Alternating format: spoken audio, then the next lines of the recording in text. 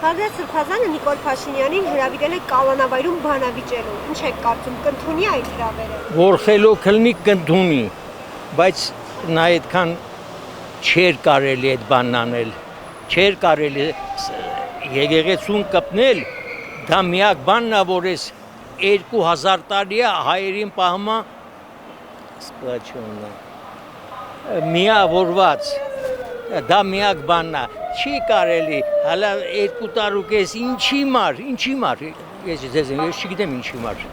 2 տարի ու կես, դե մի կարելի էր, եթե ինչ-որ մի տեղ շեղված բան ուներ, նկատողություն անել, կամ էլ ինքով որ նկատողություն անի, այդ նկատողությունը պետք է աներ Էշմիածնի